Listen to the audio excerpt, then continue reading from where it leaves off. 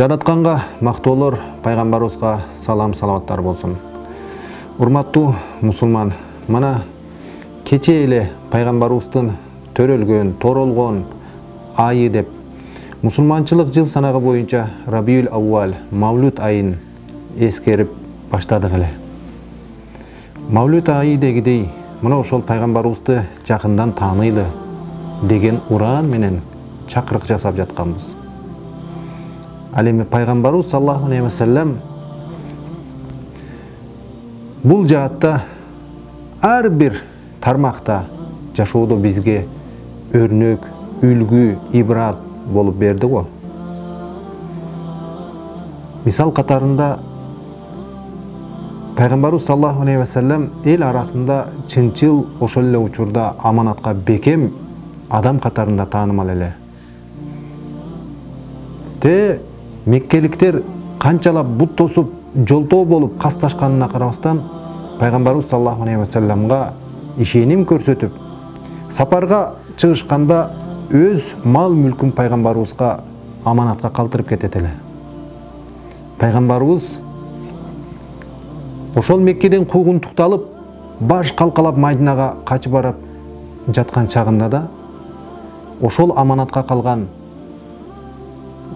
байлык, дөөлөттү талаада калтырбастан өз ордуна Али радиаллаху анхуну калтырып, тизмесин берип, ушул мүлктү өз ээсине тапшыргының деп, мына ошол аманатка бекем тургандыгын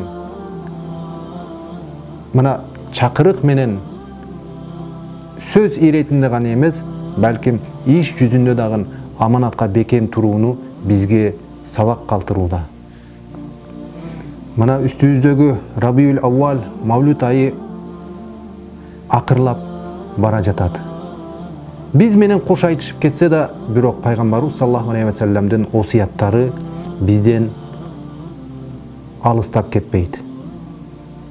Балким мына ошол пайгамбарыбыздын осуяттарына дагы да болсо мусулман катарында амал кылууга чакырмакчымын. Бирок жүрөктү өйгөн өкүнүчтүү бир маселе, кече кээ бир жигиттер менен отурсам айтып жатпайбы?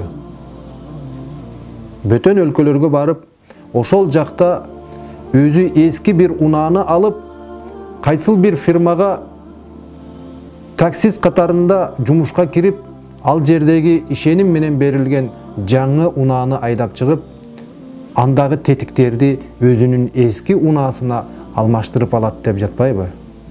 Ошол көрүнүш бөтөн элде эмес, өзүбүздө дагы